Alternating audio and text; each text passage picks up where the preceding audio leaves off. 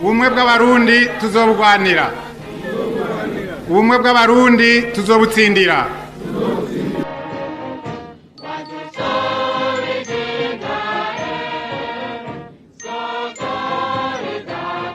Kwigenekerezo rya gatanu Ruhuma umwaka w'igihumbi kimwe n'amajana 1991 abarundi bemeje amasezerano y'ubumwe bw'abarundi bemera ko banywanye bagiye kongera ku bumwe inyuma y'imyaka myinshi yari iheze bicana hagati yabo. Inyuma y'imyaka 35 ano masezerano abaye uyu munsi byo bimeze gute? Abarundi bo barashize hamwe koko? Ese hoho byari byagenze gute kugira bacanemo? Nivyo tugira dusesangure.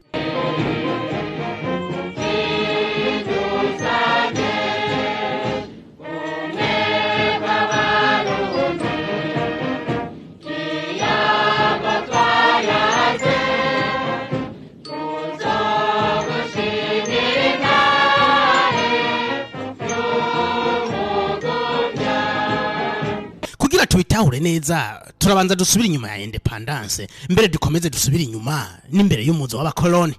Kino gihe turasanga abahutu abatutsi n'abatwa babana mu mahoro atakwinubana. Abazungu bamaze gushika byarahindutse muri politike yabo ya diviser pour régner, beretse abarundi ko atari bamwe maze ubuhutu ubututsi n'ubutwa babihindura amoko yatandukanije abarundi.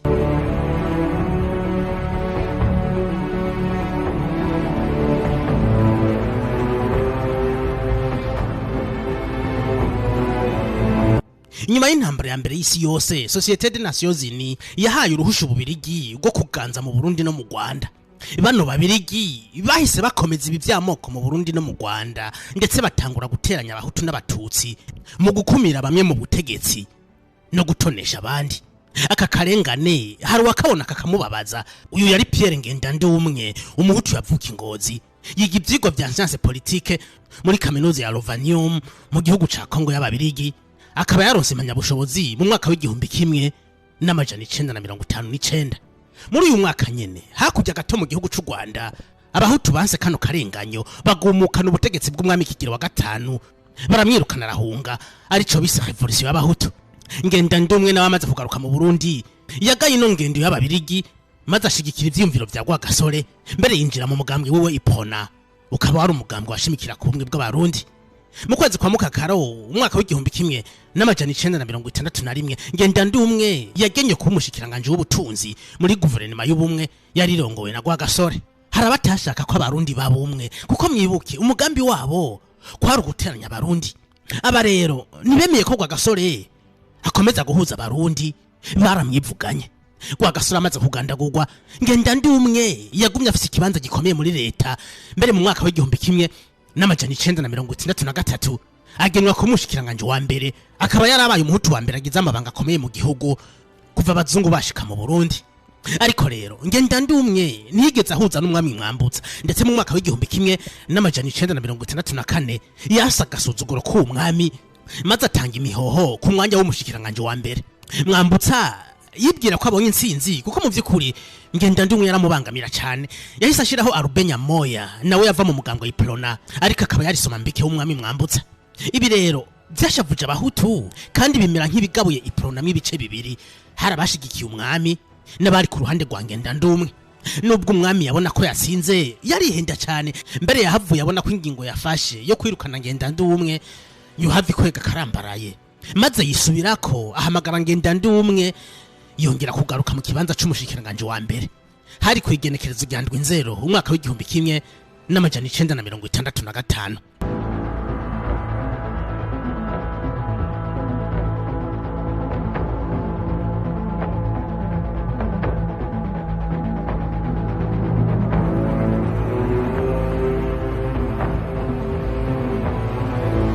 Ariko nubwo Ngendandumwe yaragarutse harabatavyifuza ndetse batangira kumupangira kumwica. Niko vyagenze. Iyi manda yiwe yamaze iminsi 8 gusa kubera ko kwigenekerezo rya 15 nzero tiri mu mwaka w'igihumbi kimwe n'amajana 1965 yarasiwe imbere y'ibitaro vyitiriwe umuganwa Rudoviko Rwagasore mu gisagara ca Bujumbura. Amatohoza yerekanye ko yarashwe n'umusore w'umututsi Gonzalo Vemuyenzi. Uyu yari umunyarwanda yari yahungiye mu Burundi muri ya revolution y'abahutu n'ababwira yaba mu mwaka w'igihumbi kimwe n'amajana 1959 mu gihugu cy'u Rwanda. inyuma y'igandagurwa rya Pierre Ngendandumwe umwami Mwambutsa yateguye amatora yabaye mu kwezi kwa Rusamo mu mwaka nyene. Umugambwe Iprona niwo watahukanye intsinzi ndetse 2/3 by'abashinga amateka bakaba barabahutu. Abahutu rero bari basanzwe bazi ko ari bo benshi mu gihugu kandi bari batewe intege n'ivyaheruka kubera mu Rwanda aho umwami Kigeli wa gatanu yava mu bwoko bw'abatutsi yaheruka guhirikwa ku butegetsi na Parimehutu ibyaje gutanga Republika ya mbere. Ariko rero mu Burundi nubwo abahutu bari benshi kandi bafise ijunja mu butegetsi umwami Mwambutsa yagenye Pio Masumbuko kuba premier ministre vy'imfata kibanza wahavuye rero asubirirwa na Leopold Biha yava mu bwoko bw'abatutsi. Ibintu vyababaje abahutu bari biteze kwegukana iyo ntebe. Gervais Nyamoya na Antoine Serukwavu bashigikiwe n'abasirikare bamwe bashatse gukora kudeta kwigenekerezo ya 18 Gitugutu umwaka w'igihumbi kimwe n'amajana 1965 ariko kudeta ntiyakunze gusa ariko byatumye umwami Mwambutsa agira ubwoba acarahunga igihugu agisigira umwana wiwe Charles Ndizeye nawe yahavuye ahirikwa ku butegetsi na Michel Micombero ndetse havaragandagurwa bunyamaswa kwigenekerezo rya 29 Ndamukiza umwaka w'igihumbi kimwe n'amajana 1972.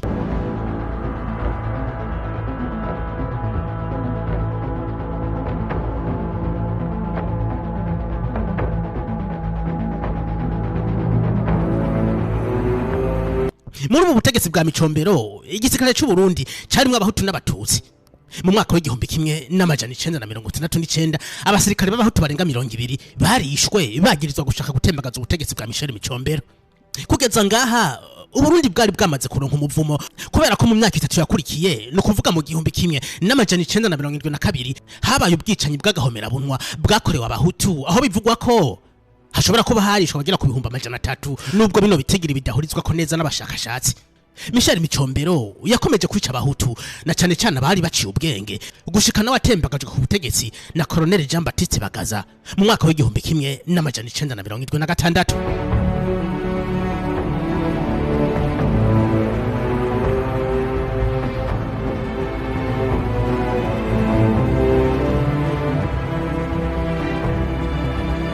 Nubwo uyu musirikare yarakiri muto yaje yita ku iterambere ry'igihugu ntiyigeze agira projet yo gusubiza hamwe abarundi. Uwamutembagaje ku butegetsi Major Petero Buyoya mu mwaka w'igihumbi kimwe n'amajana 1987 niwe yazanye icyumviro cyo kunywanisha abarundi amaze kubona ubwicanyi hagati y'abahutu n'abatutsi bwari buhereje kuba mu makomine ya Ntega na Marangara. Iri bara ryaguye muri Myandagaro mu mwaka w'igihumbi kimwe n'amajana 1988. Inyuma y'amezi 2 buno bwicanyi bubaye President Buyoya yashizeho komisiyo y'incabwenge 24 abahutu 12 n'abatutsi 12 kugira bige ikibazo nyamukuru cyatumye abarundi bacanamwo ndetse hacanatangwa n'iyishu y'iki kibazo ku buryo bw'uko abarundi batazogisubiramo. Nubwo abarundi bahavuye batora ego mu matora yo kwemeza cyanye guhakana ishigwaho ry'ubumwe bw'abarundi, ubu bumwe birasa naho bwari mu mpapuro gusa kubera ko inyuma y'imyaka 2 gusa mu mwaka w'igihumbi kimwe n'amajana 1993 incungu ya demokrasi President Ndadaye umuhutu wa mbere yarabaye president w'u Burundi yaragandaguwe. Bwa bumwe bw'abarundi bwakomeje kuririmbwa mu gihe abarundi bariko baricana hagati yabo. Ivyakurikiye muravyibuka abahutu bongeye kwiyegeranya bafata ibigwanisho kugira bagarukane demokrasi yari hejeje kunigirwa mu menshi.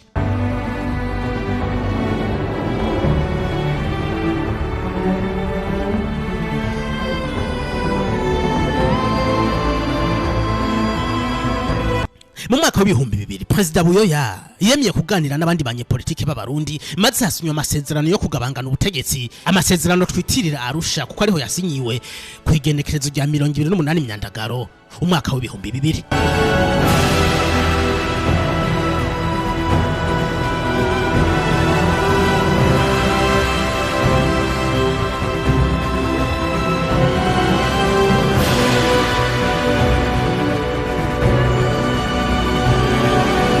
Imyaka 35 irarangiye abarundi bemeje ko bagiye kunga ubumwe, ariko dusubiye inyuma tukaraba ko bagiye babana muri iyi myaka twovuga ko mu by'ukuri hari icyo no masezerano yahinduye ku mubano w'abarundi. Mbuno munsi ubu bumwe bw'abarundi bwo babyifashe gute? Reka duhurire muri commentaire ndanabipfuriza umunsi mwiza wahari ubumwe bw'abarundi. Ubumwe bw'abarundi tuzobugwanira, ubumwe bw'abarundi tuzobutsindira.